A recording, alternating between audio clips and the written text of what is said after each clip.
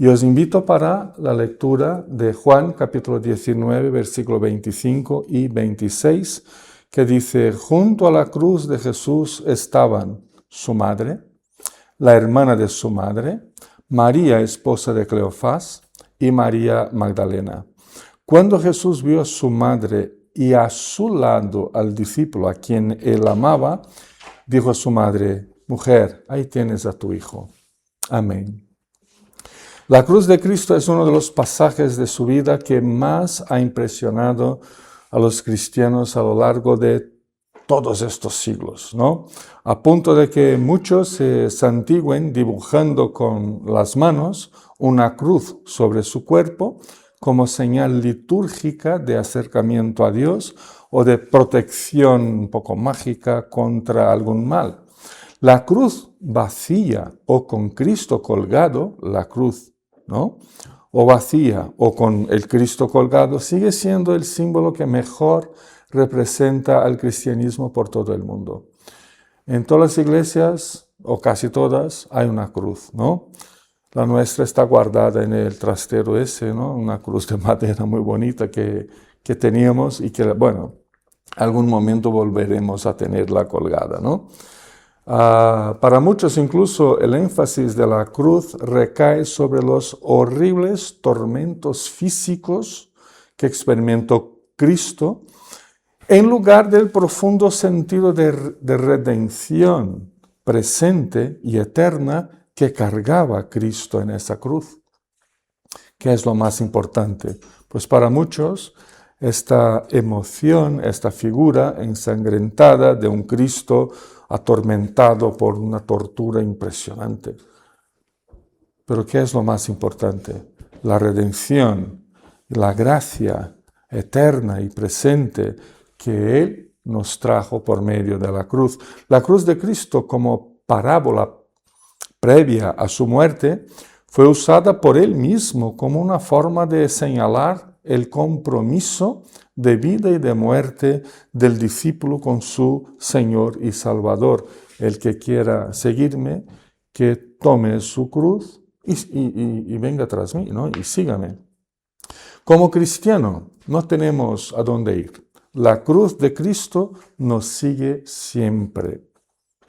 Pero pensando en los personajes bíblicos, creí que sería importante hablar de estos personajes que estaban al pie de la cruz, mientras Jesucristo entregaba ahí su vida a nuestro favor y en nuestro lugar. Cuando comparamos los 4 evangelios, claramente notamos que hay diferencias en cuanto a quienes estaban alrededor de la cruz de Cristo, que al fin y al cabo son diferencias tan mínimas que no alteran la revelación bíblica ni el mensaje de la cruz. Por eso elegí quedarme únicamente con la versión de Juan, del Evangelio de Juan. Algún momento voy a hacer referencia también a los otros 3 evangelios, ¿no? Además, también he decidido acortar un poco la mención que hago a estos personajes. Por ejemplo, no vamos a tratar de los 2 ladrones que estaban siendo crucificados al lado de Cristo. Quiero poner atención a las personas que se mencionan en los versículos 25-26 que hemos leído. Y también vamos a volver un poquito al versículo 23-24. Pero en estos 2 versículos, el 25 y el 26, nos encontramos a 4 mujeres y al discípulo amado, 5 personas. Las 4 mujeres y el discípulo amado, que es el propio Juan, escritor del Evangelio, que era primo de Jesucristo.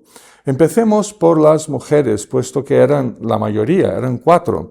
Como siempre, eran la mayoría, y en lo que se refiere a la fe, hasta hoy parece que sois vosotras la mayoría entre los discípulos de Cristo. A 2 de ellas no se mencionan su nombre. Solo se dice que eran la madre de Jesús y la otra, la hermana de la madre de Jesús. La hermana de la madre de Jesús, por tanto, era tía de Jesús, que era la madre de Juan, el autor del Evangelio, y de Jacobo o Santiago. que eran primos de Cristo.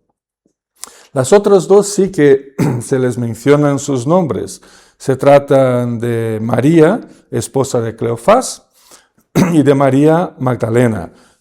Creo que están muy bien identificadas aquí por el autor del Evangelio, no hay duda. Además, de María Magdalena sabemos más cosas. Por ejemplo, sabemos que pertenecía al grupo de mujeres mecenas de Jesucristo, de la que Jesús expulsó 7 demonios, conforme el Evangelio de Lucas, capítulo 8, versículo 2.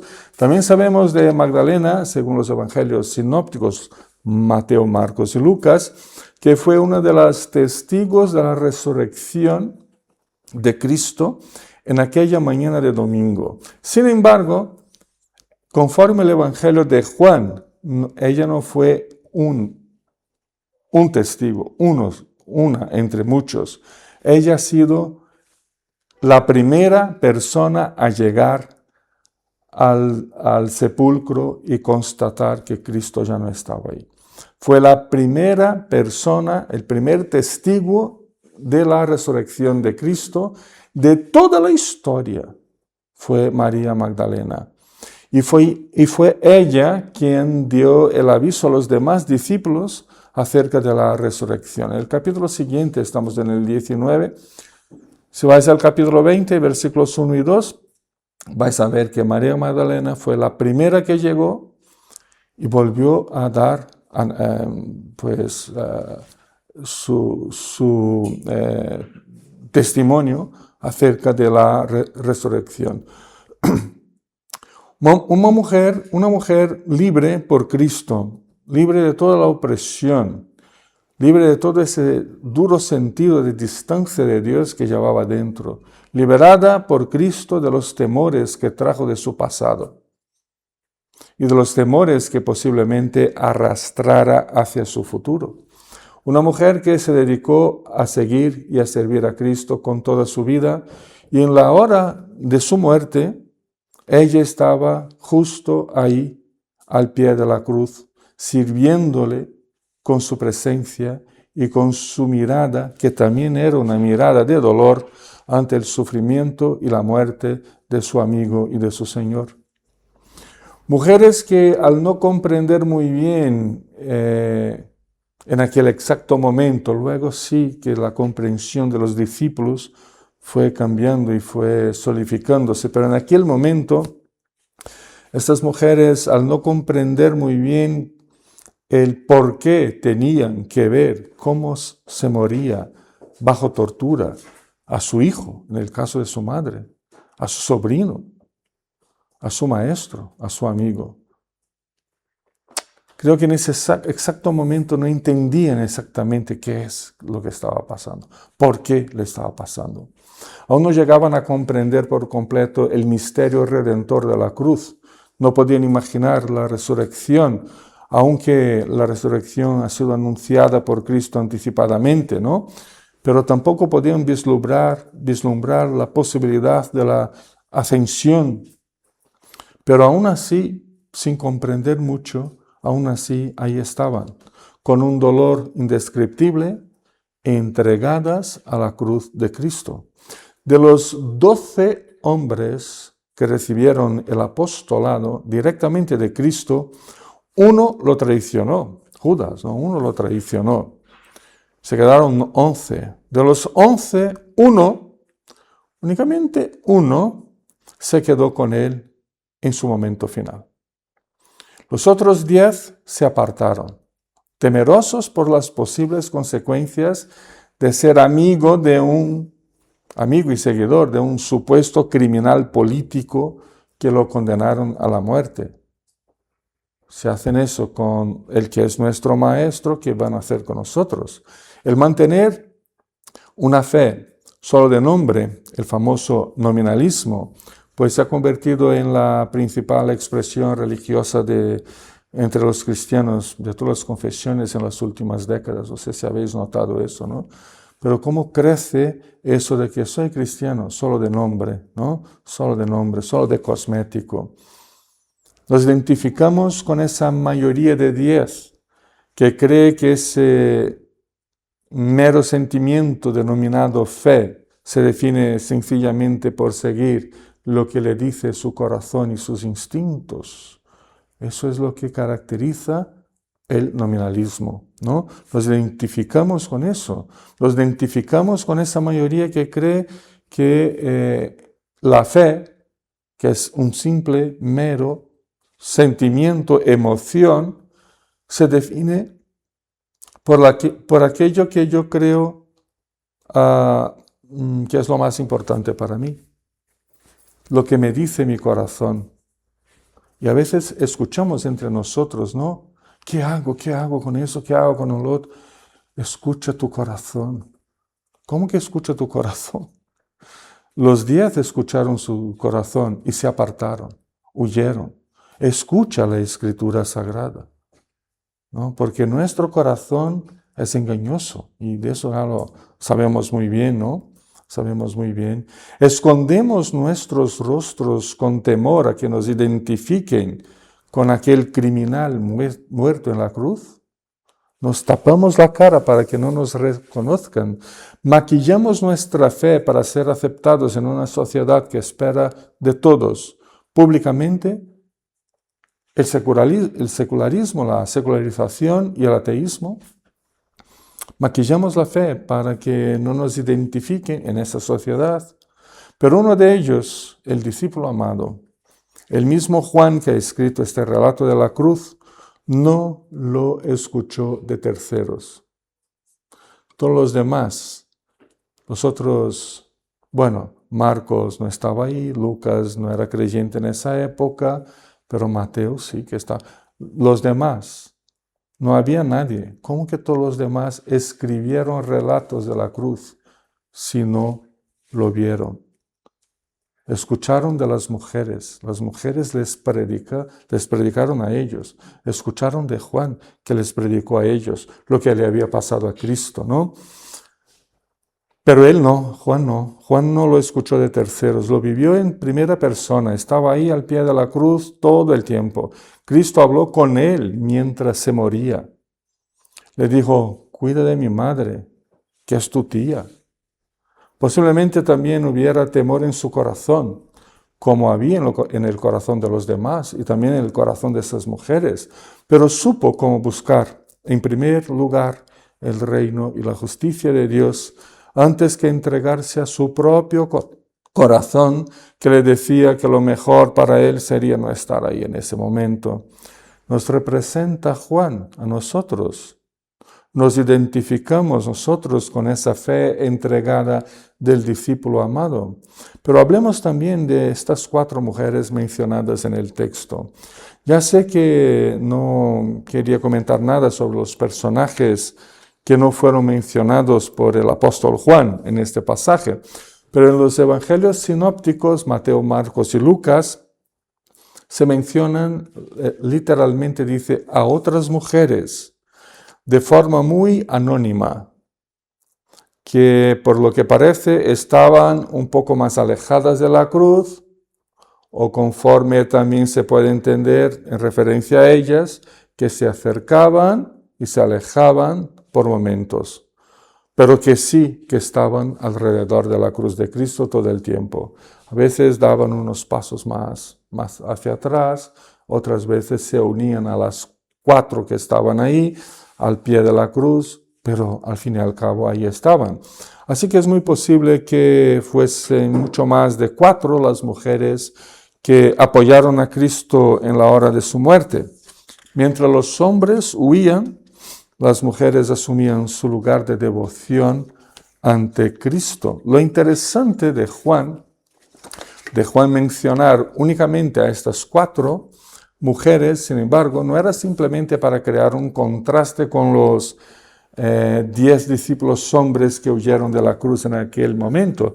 Yo creo que más bien es que de esa manera se establece un curioso contraste entre las 4 mujeres y los 4 soldados que estaban a cargo de la crucifixión de Cristo.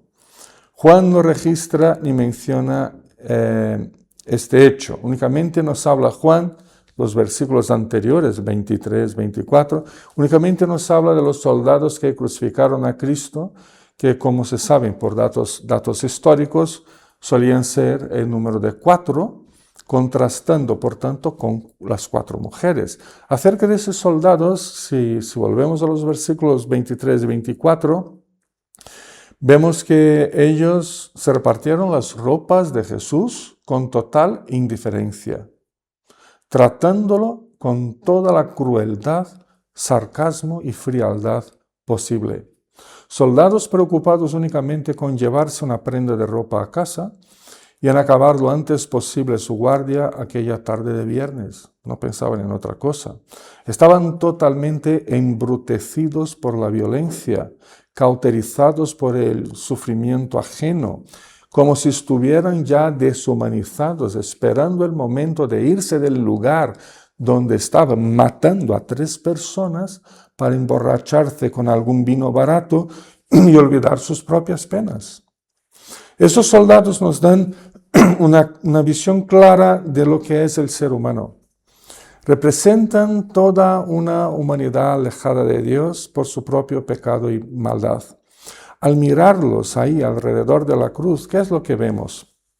O mejor, ¿a quién vemos ahí? Vemos a la humanidad caída. Vemos a los seres humanos reflejando de forma enfermiza y deturpada esta imagen y semejanza de Dios con la que fuimos amorosamente creados por Él. Nos vemos a nosotros en pecado ante la cruz de Cristo. Me veo yo a mí mismo en estos soldados.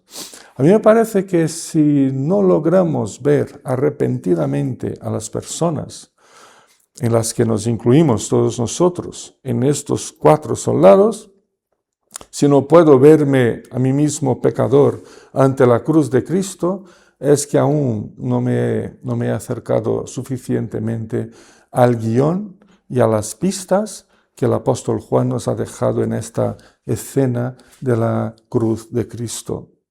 Mientras, en contraste con ellos, 4 mujeres mezclaban ellas su dolor, su luto anticipado, sus dudas atroces y su incapacidad de entender el qué y el porqué de la cruz. Lo mezclaban a su fe, a su devoción, a su entrega consagrada, a su esperanza eterna.